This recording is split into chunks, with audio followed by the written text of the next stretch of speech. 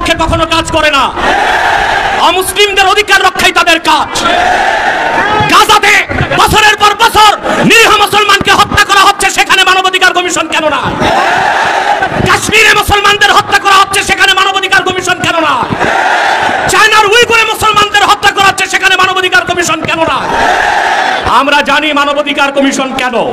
আল্লাহ ও তার আখিরি নবী নূর নবীজি মুহাম্মদ সাল্লাল্লাহু আলাইহি ওয়াসাল্লামের আরশচুম্বী সম্মান মর্যাদার বিরুদ্ধে যে কুলাঙ্গার শাতেম কাফেররা বক্তব্য দিবে, তাদের শাস্তির দাবি করলেই মানবাধিকার কমিশন তাদের পক্ষে ঢাল হয়ে দাঁড়াবে। খেলাফত প্রতিষ্ঠার কথা যারা বলবে, জিহাদের কথা যারা বলবে, জঙ্গি তকমা দিয়ে তাদের কারাগারে বন্দী করতে চায়, আর সুযোগ দেওয়া হবে না। কোন একজন আলেমকে জঙ্গি তকমা দিয়ে জেলখানায় ঢুকালে জেলখানার ইটগুলোকে একটা একটা ছুটিয়ে দিবে বাংলা।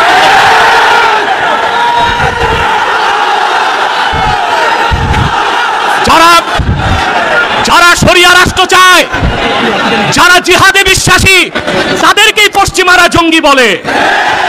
আর যারা বুলেট নয় ব্যালটের পূজারি, ওইসব পীর আর মৌলবীদেরকে পশ্চিমারা মডারেট মুসলিম বলে।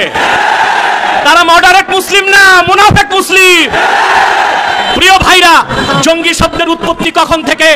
টুইন টাওয়ার হামলার পর থেকে পশ্চিমারা প্র্যাকটিসিং মুসলিমদেরকে প্রশ্নবিদ্ধ করতে, জিহাদের বিরোধিতা করতে জঙ্গি শব্দ আমদানি করেছে। আর পশ্চিমাদের পাঁচাটা গোলাম প্রথম আলো কর্তৃপক্ষ এই জঙ্গি নাটকের পক্ষে তাদের বুদ্ধিভিত্তিক সহযোগিতা করেছে। সেজন্য আমি বলবো, মুজিবের 32 নাম্বার যদি ভাঙ্গা যায়, প্রথম আলোর অফিসকে মাটির সাথে ঘুরিয়ে দিতে হবে। এটাই বাংলাদেশের আলেমদেরকে জঙ্গি তকমা দেবার ন্যারেটিভ তৈরি করে। জঙ্গি, আমি বলি জঙ্গি খারাপ না, জাং থেকে জঙ্গি। জাং মানে যুদ্ধ, আর জঙ্গি মানে যোদ্ধা। উত্তরা দিয়াবাড়িতে জঙ্গি বিমান ভূপাতিত হয়েছে, সেটা কি সন্ত্রাসী বিমান? যিনি পাইলট ছিলেন তিনিও জঙ্গি, যেহেতু যোদ্ধা। মুক্তিযোদ্ধারাও জঙ্গি, যেহেতু যোদ্ধা।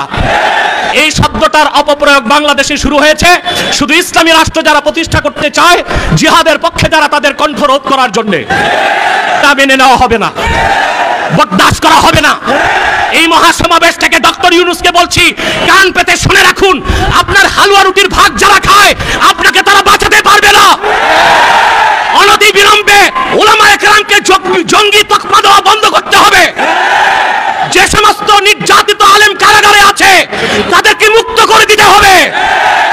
আর জাতিসংঘের বিতর্কিত কমিশন কার্যক্রম বন্ধ করতে হবে, নতুবা আমরা মার্চ টু যমুনা দিতে বাধ্য হব। আর অন্যান্য নেতৃবৃন্দ আছেন, তাদের বক্তব্য আপনারা শুনবেন। আমি আপাতত বিদায় নিচ্ছি, আপনাদের সহযোগিতা চাই। পিছনে যারা আছেন, এখনো সামনে জায়গা আছে, আপনারা যেতে পারেন। আর একটু ফাঁকা করে দাঁড়ান, নতুবা হিট স্ট্রোকের সম্ভাবনা আছে। একটু 2 হাত পিছনে চলে যান, মিডিয়াকে সামনে আসার সুযোগ করে দেন। ওয়াখির দাওয়ানা আলহামদুলিল্লাহ।